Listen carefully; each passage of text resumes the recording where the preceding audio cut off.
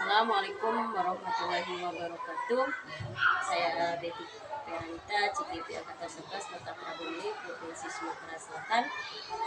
Telah bersama saya dan kepala sekolah SDN 45 Prabu Muli, Bu Apni Yulita. Assalamualaikum Bu. Assalamualaikum. Apa kabarnya Bu? Baik. Baiklah Bu. Pada kali ini saya memiliki tugas dari CKP, yaitu untuk mewawancarai kepala sekolah dalam pengambilan keputusan. Jadi saya akan mengajukan beberapa pertanyaan, mungkin Ibu bisa menjawab, tapi apabila Ibu tidak berkenan menjawab, Ibu boleh tanya. Baiklah, pertanyaan saya pertama, selama ini dalam kepemimpinan Ibu, bagaimana cara Ibu mengidentifikasi kasus-kasus yang terjadi baik rujukan moral ataupun dilema ketika yang pernah Ibu alami di sekolah?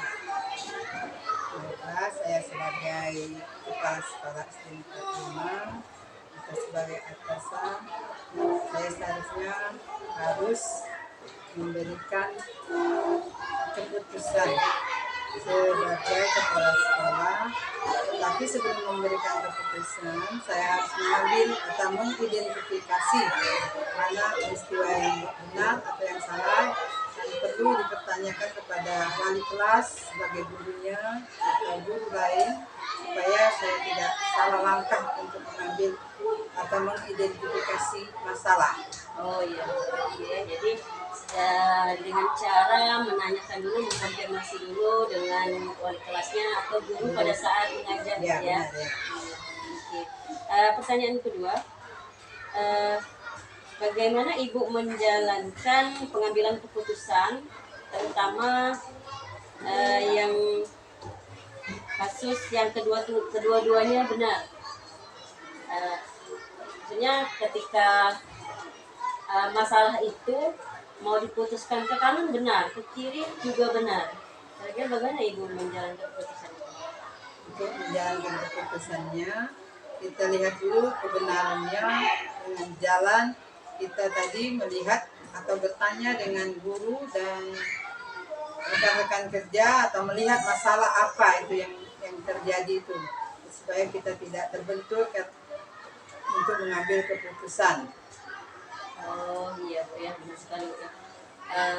Karena bingung Bu ya, jadi dengan bertanya dengan guru-guru yang lain atau apalagi dengan rekan-rekan, mungkin kawan-kawan satu kepala sekolah Bu ya, mungkin mereka punya kasus yang sama, jadi bisa bertukar pikiran, tukar pikiran ya.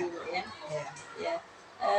Selanjutnya langkah-langkah atau step-step dalam tahapan pengambilan keputusannya.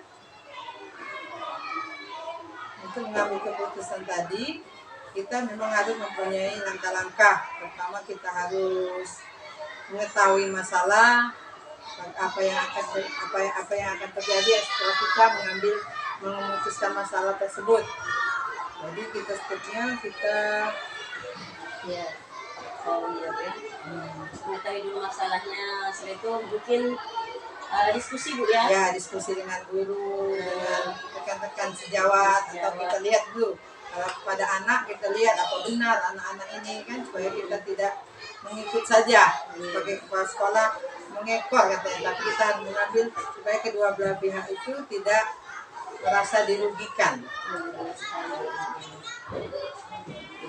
Selanjutnya Bu, hal apa yang paling Ibu anggap efektif dalam pengambilan keputusan, terutama dalam kasus dilema etika?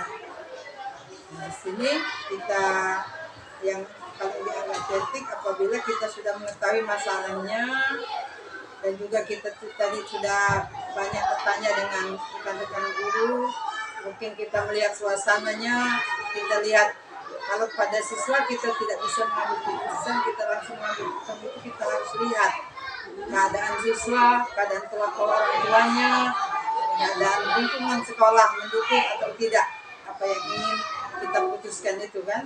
Oh iya Bu ya, jadi kita lihat dulu situasi siswa, lingkungan sekolah, ya, karena kita tidak tahu ya mungkin keputusan kita nanti berdampak apa pada siswa, Pada Bu, siswa, ya. Iya, benar sekali. Nah, selanjutnya pertanyaan kelima, apakah dalam pengambilan keputusan ini Ibu punya jadwal tertentu? Untuk mengambil jadwal tertentu mungkin tidak bisa, ada yang bisa langsung diputuskan, tetapi ada yang memang perlu waktu untuk melihat atau menyelidiki masalah itu. Oh iya, Nah, ya, Bu, tapi ya. kalau yang bisa diputuskan secara, kita terus putuskan secara langsung. Jadi lihat situasi, Bu, ya, Ya. situasi dan masalah Ya, itu. kalau masalahnya besar kan lama Ah, pakai benar. jadwal. Tapi kalau memang sudah dijadwalkan itu berarti bakal ada ini masalah. Oh iya. Jadi tidak, sebenarnya tidak perlu dijadwalkan. Masalah itu cepat selesai, cepat sudah kan, cepat beres atau ini. Ya, jadi dilihat situasi dari masalah, Bu, ya. Baiklah. Dalam mengambil keputusan, adakah seseorang yang membantu Ibu dalam memutuskan pengambilan keputusan? Sebenarnya ini keputusan ini, kalau kepala sekolah kan kita sebagai pemimpin, kita seharusnya kita harus bisa memutuskan sendiri, tapi kita masih harus minta bantuan dengan ini wakil kepala sekolah. Kalau di SMP itu ada apa tuh, guru BK, kita harus juga. Tapi memang sebagai pemimpin kita memang harus bisa memutuskan. Ya. Jadi sudah mungkin kita diskusikan dulu, Bu, ya, dengan baru diputuskan bersama-sama agar hasilnya baiklah ya, baik untuk sekolahan, bagi anak atau untuk guru yang ada masalah kan. Iya.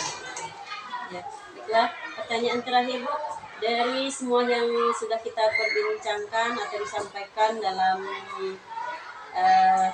wawancara kali ini, pembelajaran apa, Bu, yang bisa dipetik dalam pengambilan keputusan yang telah Ibu ambil? Supaya kita dapat mengambil pembelajaran di sini, berarti kita memutuskan sesuatu itu kita harus melihat kondisi, keadaan siswa atau keadaan guru, supaya kita tidak salah langkah atau tidak berat tidak mempunyai efek jerak kepada guru, ya. Supaya mereka Jadi maksudnya, Bu, ya, saya sangat setuju sekali dengan Ibu. Kita ketika memutuskan sesuatu harus melihat semua, Bu, ya. edukasi, ya. Iya, pasti berpihak pada murid pasti, Bu, ya. Segala sesuatu yang baik hanya untuk murid. Ya. Baiklah, Bu. Terima kasih atas waktunya. Semoga ini juga menjadi pembelajaran untuk saya. Selamat pagi. Assalamualaikum warahmatullahi wabarakatuh. Saya Betty Feranita, CKB Angkatan 11, Kota Prabomuli, Provinsi Sumatera Selatan. Pada tugas kali ini saya akan mewawancarai Ibu Eta, Kepala Sekolah SD IT Al-Malik. Bagaimana kabarnya hari ini, Bu Eta? Alhamdulillah, luar biasa. Masya Allah, semangat ya. Pagi Senin dulu ini ya. Iya, awalnya ceria. Baiklah, Bu Eta, pertama saya ucapkan terima kasih karena telah memberikan waktunya untuk diwawancarai. Jadi saya selaku calon guru penggerak memiliki tugas dari pelatihan guru penggerak untuk mewawancarai Ibu menjadi kepala sekolah salah satu di Prabomuli. Saya akan mengajukan beberapa pertanyaan yang mungkin bisa Ibu jawab. Tapi kalau Ibu tidak berkenan untuk menjawab, Ibu diperbolehkan untuk tidak menjawab. Oke, terima kasih Bu. Insya Allah saya bantu menjawab. Alhamdulillah. Pertanyaan pertama, selama ini bagaimana Ibu dapat mengidentifikasi kasus-kasus yang merupakan dilema etika atau bujukan moral? Oke, Bu, untuk membedakan, Bu, ya. Untuk mengetahui bahwa kasus itu dari etika atau bujukan moral, saya pertama melihat dulu permasalahan. Kalau ketika permasalahan itu benar melawan benar, berarti berarti itu dilema etika. Tetapi kalau benar lawan salah itu berarti bujukan moral. Ya, kalau benar lawan benar ini dilema etika ini pasti di sekolah itu terjadi Bu, banyak. Salah satunya misal di sini kedisiplinan guru, Bu. Karena kan ada peraturan-peraturan tuh. Ya, jadi kedisiplinan guru ini kan benar lawan benar kalau saya lihat atau mengidentifikasinya. Karena kenapa? Ada salah satu guru yang sering telat. Ketika saya tabayuni, saya panggil, kenapa dia sering telat? Ternyata rumahnya jauh, Bu. Ada anak kecil juga kayak gitu kan. Jadi di sini bisa dibilang dilema etika saya. Jadi karena benar lawan benar kan. Tuh, kalau untuk bujukan moral ini Bu, benar lawan salah ya. Nah, dimana di sini misalkan salah satunya kayak dana bos. Dana bos pasti dapat kan. Jadi mungkin dari guru-guru membujuk bahwa ustazah, kami sih ustazah ya, Bu ya. Jadi kalau misalkan ada dana keluar, mereka pengennya beli sepatu misalkan, untuk seragam, untuk sepatu olahraga misalkan kayak gitu. Tapi di satu sisi lain salah kalau saya menggunakan dana bos tersebut. Tapi memang benar kebutuhan dari guru-guru, misalnya mau lomba atau apa biar seragam maksudnya itu. Seperti itu. Jadi bisa dibedakan kalau permasalahan benar lawan benar itu berarti dilema etika. Ketika benar lawan salah berarti itu bujukan moral. Jadi Ibu lihat dulu kasusnya ya. Iya betul. Selama ini bagaimana Ibu menjalankan pengambilan keputusan di sekolah Ibu, terutama untuk kasus-kasus dilema etika? Bagaimana kita tahu kalau dilema etika itu putusan itu sama-sama benar? Nah Bu, tadi ketika kasus terjadi misalkan kayak yang guru benar lawan benar tadi, mereka kan telat masa. Nah kasus seperti itu saya untuk memutuskannya ya, mengambilkan keputusannya. Pertama saya tidak langsung mengambil keputusan di tempat, tapi saya mempunyai sebuah prosedur. Pertama saya rapat dulu dengan para guru-guru, atau lebih tepatnya saya dengan wakil, karena mewakili saya ada wakasis dan wakapur yang permasalahan dan mereka menceritakan permasalahan tersebut. Nah, sebelum saya mengambil keputusan, saya telaah dulu. Permasalahan tersebut benar atau salah, info yang didapat. Jadi saya observasi atau saya tabayuni dulu seperti itu. Setelah saya tabayuni dulu, saya dengan yayasan, karena kalau kami untuk swasta ini saya tidak 100% bisa mengambil keputusan. Saya perlu backup dari yayasan. Jadi ketika yayasan mendukung keputusan yang saya ambil, maka keputusan tersebut yang bisa saya ambil. Keputusan ini bukan untuk kepentingan pribadi, tapi untuk orang banyak, untuk murid kayak gitu. Jadi bukan untuk kepentingan saya pribadi Bu. Jadi saya lihat dulu untuk orang banyak, terus untuk murid misalkan kira-kira keputusan saya ambil hanya untuk kebutuhan orang setia, berarti keputusan saya ini kurang tepat seperti itu. Maka saya menimbang dulu keputusan ini harus untuk kepentingan orang banyak, untuk siswa gitu. Dan memang berujukan kepada kebajikan, biar bahasa orang itu tidak timbang sebelah Bu, tidak pilih kasih.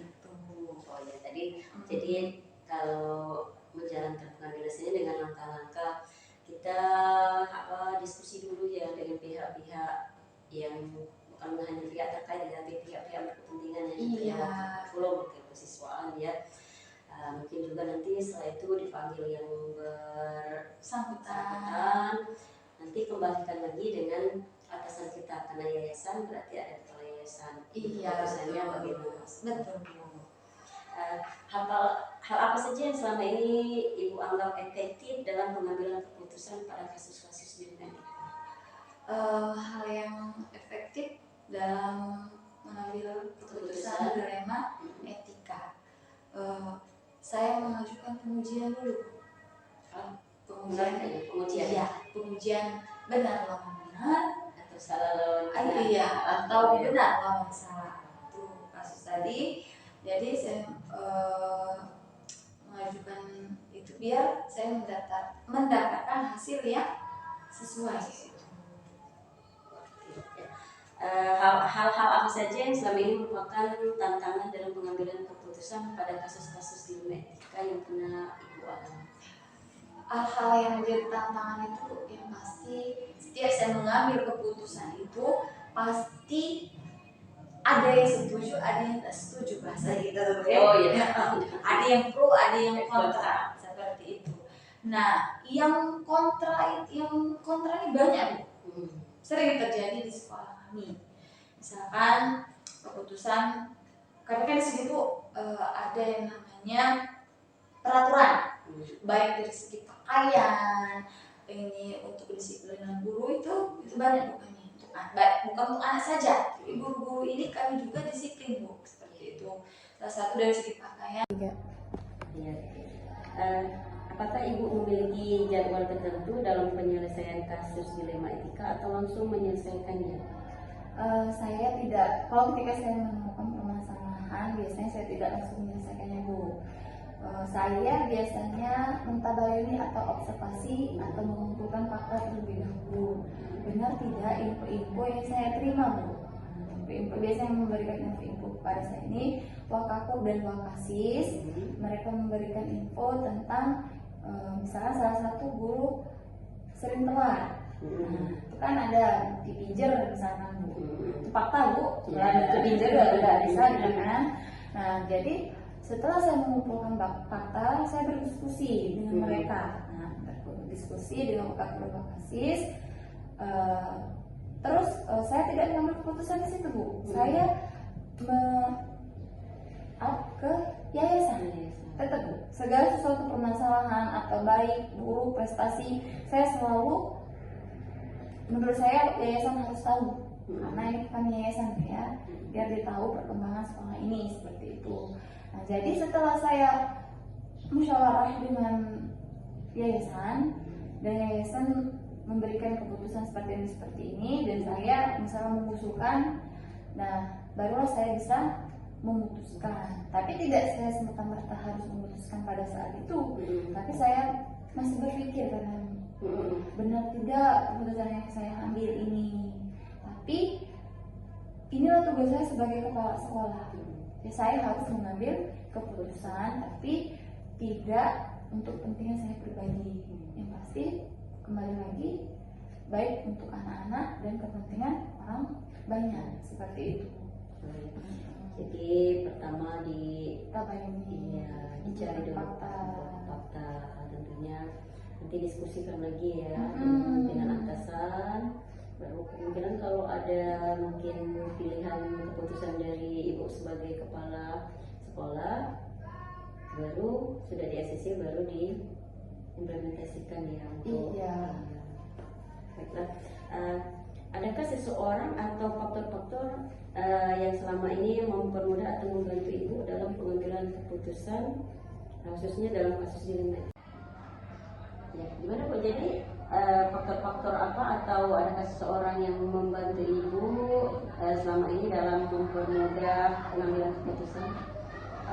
Alhamdulillah, Bu, kalau ketika saya mau mengambil keputusan, ketika ada permasalahan, Bu, saya biasanya ini dulu curhat bahasa gitu ya, curhat dulu dengan suami, langkah-langkah apa yang harus saya hadapi seperti ini. Benar tidak? Karena beliau ini berpengalaman jadi kepala sekolah, Bu. Jadi maksud saya berarti orang berpengalaman, Bu, ya, menghadapi kasus-kasus baik terhadap untuk anak, murid, guru seperti itu. Nah, ketika saya berdiskusi, tidak semata-mata saya harus mengambil mentah-mentah yang beliau kasih, tapi minimal ada acuan sedikit seperti itu. Dan kalau ketika terjadi permasalahan terhadap anak, saya diskusinya dengan Wakasis, Bu, atau guru BK di sini. Iya, jadi tindakan apa yang harus kami ambil seperti itu. Tapi ketika terjadi proses pembelajaran, berarti saya harus diskusinya dengan Wakakur. Wakakur itu disesuaikan, Bu, ranah bidang yang permasalahan yang kami hadapi seperti itu. Tetapi ketika saya menghadapi guru-guru misalkan seperti ini seperti itu, saya diskusi dengan kepala sekolah lama di sini bagaimana menghadapi ini Bu ya. Nah jadi banyak yang tempat saya anggap bisa memudahkan menghadapi keputusan. Karena kita perlu refleksi Bu ya, refleksinya karena kalau kita tidak pakai acuan permasalahan tadi pasti menganggap itu tadi salah atau benar. Itu tidak tahu dengan karakter seseorang bagaimana harus menghadapinya dengan tahap-tahapan apa. Kembali lagi saya diskusi dengan yayasan.